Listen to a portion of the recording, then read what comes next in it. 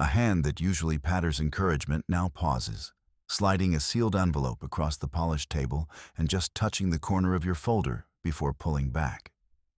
The envelope trembles when you breathe. Frost blooms where it landed. You are alone with the silence. Everyone else keeps eyes down. The mentor's smile doesn't reach the pause in their fingers. Something is undeniably off. Why was that envelope even there? And why did the air feel charged as it vanished back into their coat? The mentor eases into the chair across from you, fingers brushing the edge of the envelope as if to anchor it to the plan rather than pry it open. They set a slim tablet beside the folder and swipe the screen. The cool glow washes over polished wood. Around the table, the cohort moves in quiet rhythm. Rissa rearranges her pens with a soft clack. Arlen scrolls through the briefing feed, while another pair of boots shuffles on the tiled floor, fabric and leather whispering. The ventilation hums a steady drone, a reminder of the conditioning decks 2 levels below. And steam curls from the basin where the assistant pours another cup of bitter mint. The scent steadies the breath. You slide a thumb over the embossed seal of your folder, numbers and annotations lining the paper like familiar cadence. The normalcy of its weight, balancing the lingering chill. The mentor speaks not to prod, but to remind. Of schedules, of protocol, of trust as the message rather than a command. Nobody reaches for the envelope again. It sits there, a silent punctuation that your hands have been trained not to disturb until called. For now, the room is a ritual in motion.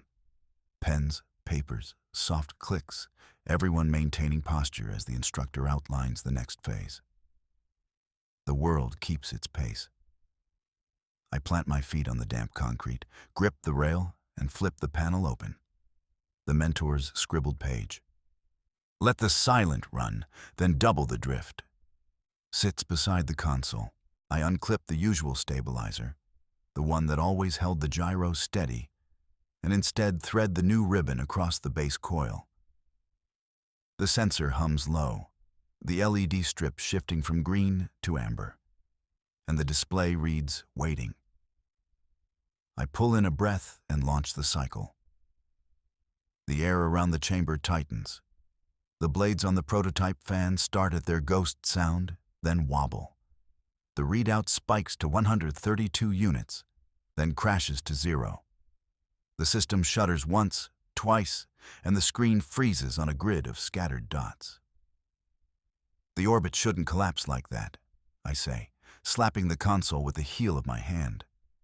Sweat beads along my temple. The mentor leans in, fingers flicking a stray wire loose. You cut the dampers, right?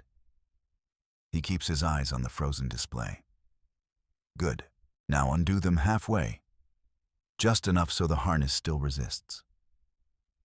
He doesn't explain why the harness must breathe, only that resistance is the story the field tells. I slide the clamps back 1 notch, letting the fan float with a sliver of drag. I restart the cycle. This time the blades swing up slower, as if hesitant.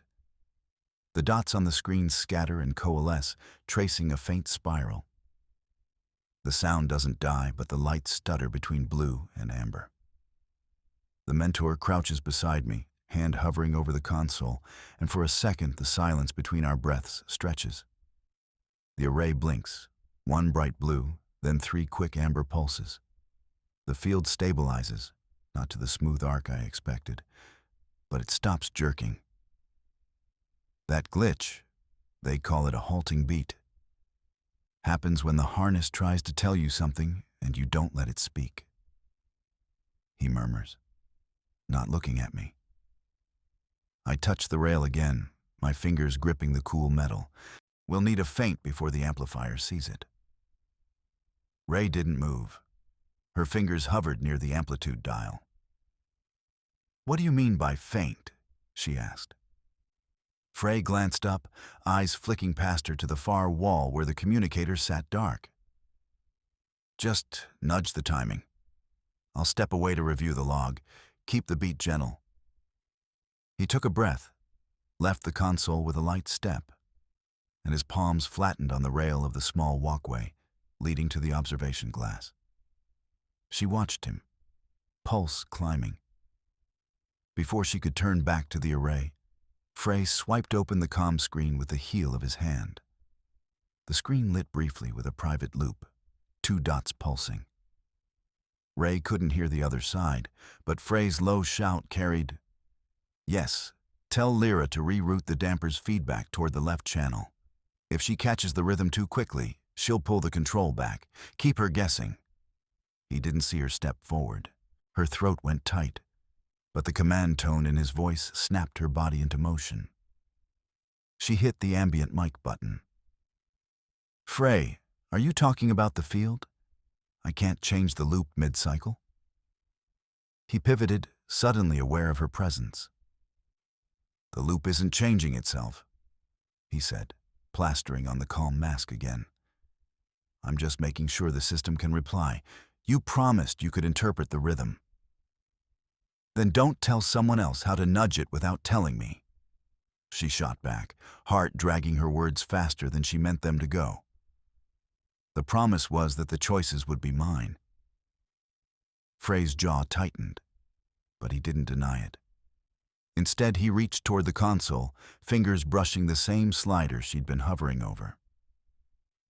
"You're still in control of the dial," he said. But his eyes flicked briefly toward the comm panel, where the private loop still glowed faintly. "Trust me, Ray. Let the rhythm widen on its own before you pull too hard." Ray read the words. He didn't speak. He was shaping what she did, not just shepherding her through the exercise. She yanked the holographic screen to herself and rerouted the amplification path to the right channel. Something he hadn't indicated. The waveform responded instantly, the rhythm deepening and a low note rising in the speakers. The room's tension cracked, releasing a sharp, satisfying note of clarity. Her fingers rested on the dial now, pulse slower, breath steady.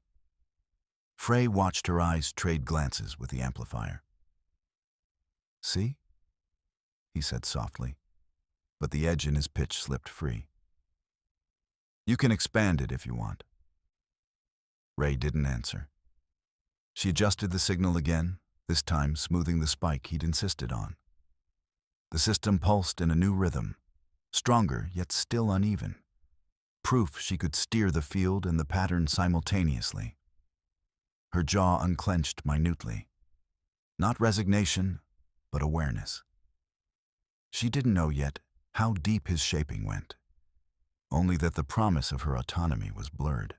Still, she had a pulse of control under her fingertips and a path to follow, even if the mentor's hand hovered just outside the frame. That was enough for now. The monitor hissed as Ray tightened the feedback coil, the halting rhythm from before pulsing through the spectrum in jagged bursts. Every spike she saw on the screen was now a promise to someone else. She remembered Frey saying the system was communicating. But she also remembered the supervisor's face when he redirected her request for more amplifier time. Ray ducked behind the maintenance scaffold and slid the relay switch to bypass the secondary dampers. The signal swelled, still uneven, but a new harmonic crawled out of the noise. She jotted the frequency into the console, then froze. A shadow flitted across the doorway, and a door in the far wall creaked half open on its own. Her comlink pinged, Frey's encrypted channel, but not for her. The channel label said, "North Corridor, F30, immediate." Ray's fingers dug into the cold metal rail. Voices poured through the open gap. Frey's calm timbre and another voice layered low and urgent. "Keep the amplitude off of Sector 9, the voice whispered. "If Ray gets that signal, the Council thinks she's the point." Frey's reply skated through, clipped. "She's useful for stabilizing the relay. You know enough to keep her focused. Field Initiative needs that transmission, not her new dials. Ray didn't wait for permission. She stepped out, the concrete floor clanging under her boots. Her voice cracked across the corridor before he could warn her. "You lied about the timeline," she said, cutting through the other voice. "Every reroute, every delay, you promised support. Now you're feeding the North Corridor while our amplifier gets squeezed into submissions I've never even heard of." The other voice shut up. Frey turned, his hands half raised in the gentle way he'd used before when she had questions about calibration. "The initiative has requirements," he said softly. It's not what I'm supposed to know," Ray snapped. "It's what you've been hiding. There's a log in the director's cache, F53, that hasn't been updated from my team. It routes the very opportunity I brought to you to some other branch. You said you'd help me amplify the system, not block my access with secret directives." Frey's jaw tightened. The corridor hummed with the low buzz of the power rail. The other voice leaned closer, whispering, "We can't risk a leak." Ray leaned forward, closing the distance until the scent of oil and cold ozone hit her face.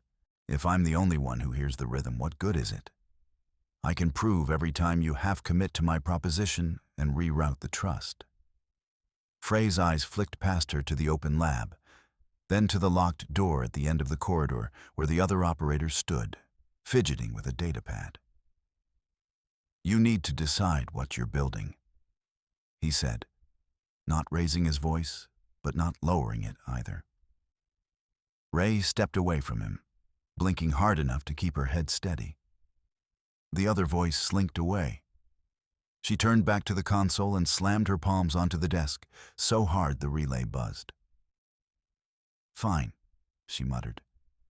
"If you won't tell me why the opportunities vanish, then I'll make every request count." She pushed the rerouting matrix to a different phase, forcing the signal into the rhythm she had mapped with her own hands. The screen flared as the new harmonic locked in, the jagged spikes easing into a steady series of pulses. The console accepted the command, granting her a clean window. The rhythm now matched the pattern she had coaxed out before. Recognizable, consistent, and it opened a shadowed slot in the communication channel. Ray yelled into the sparse lab, "Signal's stable again. We can map the next step if I can run the amp at full draw." Frey didn't respond. He stood there, watching the screen as if it could tell him what she already knew. The pulse kept glowing. The system, for the first time since she'd rerouted it herself, gave an acknowledgement tone that felt like a nod. Ray leaned into the console, letting the vibration travel through her fingers as the rhythm demanded more power. If the mentor had another agenda, at least she now had the means to trace every diversion and drag it back into the open. The lab hum hangs low as Ray drags the chipped console chair back, the wheels scratching concrete. Her fingers are slick on the data slate when she shoves it between the mentor and the observation window. "We build the rhythm, then you choke the endorsement?" Bulkheads echo the accusation before he can step forward.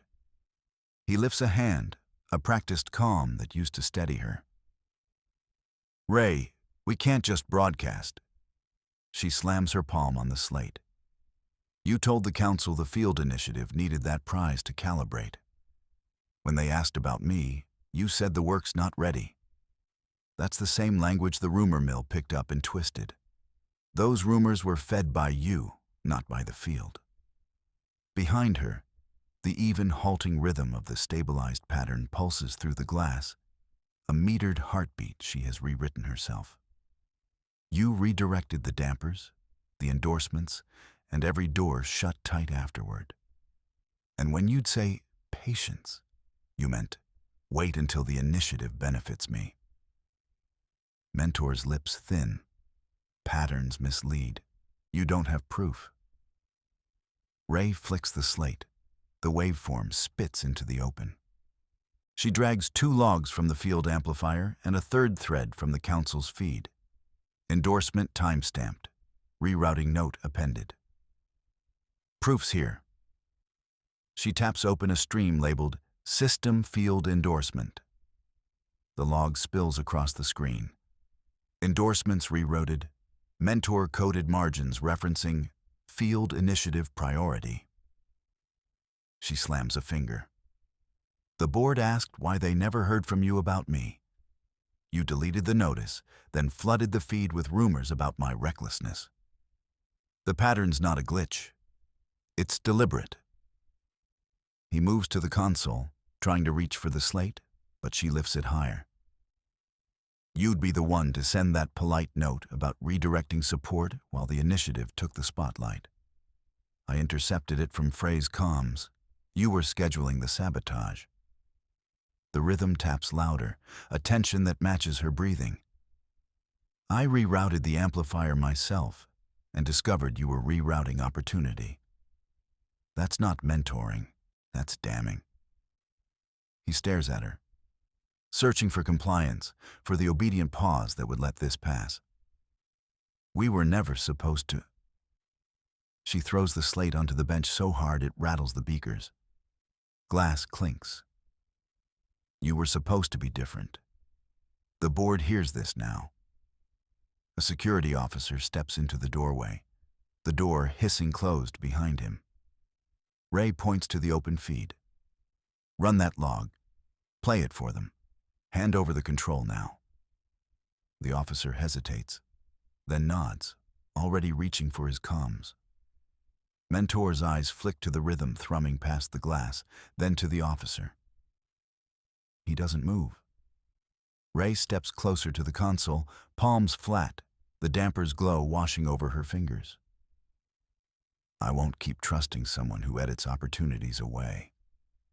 The field and the council deserve to see the pattern for what it is. Deliberate harm, deliberate silence. She sweeps the slate into the officer's hands. Let them hear it without your softening signal. The officer pulls up the stream, broadcasting the rerouting log to the balcony above. The glass above hums. Observers lean forward. Ray's chest empties with the rush of the moment, the rhythm, once a pause, now a proof. She doesn't look back at the mentor when he finally turns away, shoulders bowed as the officer reads the evidence aloud. The room shifts. Curiosity, the brisk energy of tactics. Ray's hand drifts to the amplifier's hull, fingers trailing the ridges she knows best. The rhythm is still uneven, but now it's a warning pulse, not a question. The emotional dam cracks. Board members murmur. One of them even nods toward the balcony before the comm call ends. The payoff hits them in the charged silence. The withheld endorsements are now undeniable data.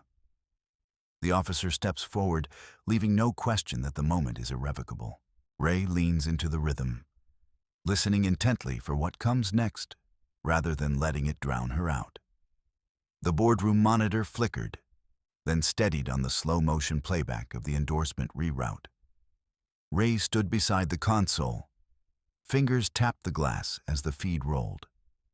The mentor's voice, crisp and steady, briefing a field initiative liaison to pull the Zorot endorsement away from Ray's dossier and to plant quiet doubts inside the advisory rumor mill.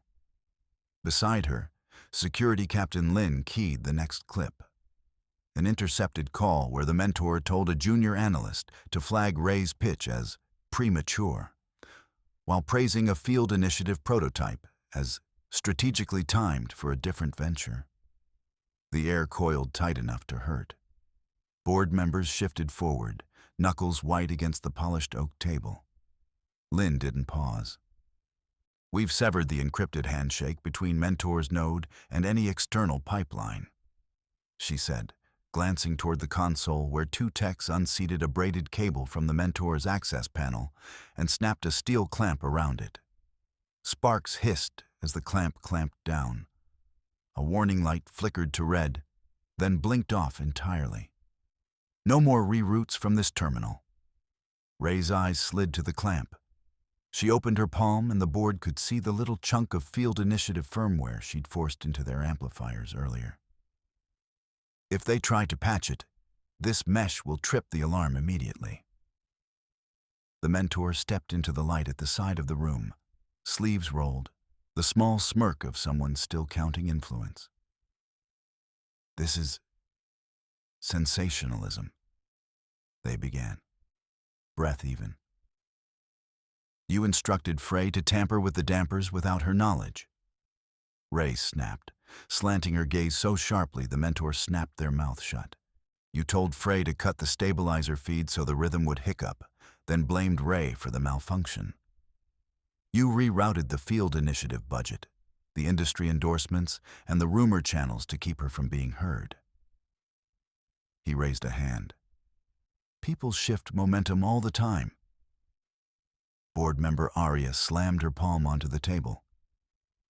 You shifted it straight into your own portfolio while she was being strangled in the wings, she roared. The tension in the room coiled, the board's chairs scraped as everyone leaned in. The mentor's jaw ticked. Their eyes darted to the security console, searching for an escape route that wasn't there. You're accusing me. You're no longer on the mentoring roster. Lynn cut in, voice cold and efficient. Access to the field amplifiers, to the proprietary connectors, and to the endorsement channels is frozen. The board will decide on suspension, but the direct control flows through the field initiative now. She tapped the console, and the broadcasted log froze on the screen, showing the date-stamped reroute. The mentor staggered a step back, then lifted their chin. You're making a scene, they hissed. That scene proves you rerouted a whole career, Ray said, turning to the board. Do we still allow someone who rigs their mentees' failures to manage our stabilizers? The board exchanged looks. Murmurs rippled and quiet nods gathered. Arya signaled speaker 9. The room exhaled when the board unanimously voted, without further debate, to embargo the mentor's credentials pending an investigative pause. Security immediately stepped forward, directing the mentor toward the inner doorway. Their shoulders drooped, the posture of a once-inside man who suddenly had to walk through the same air as everyone else. Ray watched the mentor go, then turned back to the monitor. The evidence feed kept rolling, now focused on her own amplifier patchwork, steady, clean waves climbing up from the jagged rhythm. The boardroom hummed with relief as the broadcast became an official record. She no longer had to fight the current alone, and the manipulations were out in the open. The boardroom hums with the leftover frame of the broadcast. 2 cameras still jittering as the evidence stream replays the mentor's instructions to reroute endorsements. Ray hears the hiss of the looped clip, echoing through the ceiling vents as she slams the console shut, cutting the feed before it can desynchronize her own diagnostics. Members of security spread new access protocols across the table, thumbprint seals already latched onto the field computers. Chairperson Murdoch leans forward, tapping a forefinger against the glass surface. Ray, Murdoch says, voice low and fast. Field initiative infrastructure, real-time amplifier control, full clearance to the rhythm we just stabilized. No one else touches it. Ray drags a hand through her hair, eyes scanning the updated interface showing the damper's halting pulse, still uneven but steady enough to build on. She doesn't speak yet. She's still snatching fragments of permutation logs, confirming the rerouted path is still under her override. She lifts her head with a clipped nod. Murdoch continues. We publish the suspended mentor's credentials. The embargo stays until we finalize the investigation. You keep the field running. We'll keep the boardroom hearing open for the day to broadcast what's already on record. A new pulse runs through Ray's console. The rhythm she coaxed out last night reappears. But now security has piped an additional monitor showing the waveform's metadata. I'll keep the dampers at quarter phase, she says, fingers already sliding along the manual override bar to re-engage the stabilization coils. No one else touches the amplifier chain. Murdoch's shoulders relax slightly. That's the new reality. The mentor's double life is in the open now. You keep overseeing it. The next moment, the door hisses as security escorts the mentor's lawyer through the antechamber. He stops when he sees Ray. The lawyer raises a hand. "Look, we're requesting..." Ray steps in front of the console, her boots scraping the polished floor. "There's a broadcast right now detailing every cut-off endorsement and every manipulated rumor," she says, voice sharp, every syllable landing with the ruler's snap of the boardroom. "You are cut out. You are not supposed to be here." The lawyer looks past her, toward the suspended mentor standing stiffly behind the security line. He starts to speak, but Ray doesn't move. Her jaw tightens, and she steps sideways to block the path any further. Security toughens its grip on the mentor's arm. He does not resist. The lawyer's petition trails into the background noise. Ray doesn't let her gaze shift. The mentor glances toward the rhythm display, eyes flicking to the waveform that now pulses with her command. The mentor opens his mouth, but Ray signals security with a hand. The tension snaps when the mentor's shoulders drop and security ushers him away. His face is blank, no apology. The wave on the monitor, however, continues to pulse. The rhythm she rebuilt is still pulsing under her hands. She repositions the coils, each click a note of authority. "Amplifier is under my control," she says aloud, while the board watches. "I'll log every adjustment. Insurance protocol is engaged. No rerouting without board approval." Murdoch nods. "We'll keep the embargo on him. He can't touch anything beyond the court transcripts. You keep the system stable." The room exhales softly as the board adjourns, each member heading toward the hallway with files clutched tight. Ray is left with the console, the rhythm sticking to her every breath. She pulls up a fresh log, keys snapping into place. The waveform steadies under her touch, now carrying the momentum of her direct oversight. Irrevocable, controlled, forward-moving. The console room thrummed with the halting rhythm Ray had coaxed from the field, a pulse that now steadied as the embargo on the amplifiers held the moment in her hands alone. Security's scroll of faces bled across the vault monitors, every angle recording the mentor's fall. The broadcast glowed in the collective silence, naming each rerouted endorsement, each whispered rumor, each redirected door he had fully owned for himself. From the dais, a distant murmur of boardroom voices folded into the same cadence, giving the ruin of that guidance the weight of witnesses. He stood by the console, jacket slung from shoulders once trusted like a shield. The cloak of a guardian peeled away by the simple glare of cameras and consensus. Ray reached through the glass partition, not seeking forgiveness, but nodding to the cameras that could no longer unsee the betrayal. The escorting hands were gentle, yet firm, not softening the fact that every trail he had traced into the initiative now lay exposed, every diversion catalogued for the hallways of the public record. Outside, the river of newslight streamed along the plaza more urgently than the tide. People raised their eyes to the tower where the images hung, and even the usual hum of the night relented to the long, slow beat of the amplified rhythm. Ray remained at the console, heartbeat aligning with that new pulse. The field no longer a mystery, but a place defined by her wrist and will. No door could reopen to betrayal.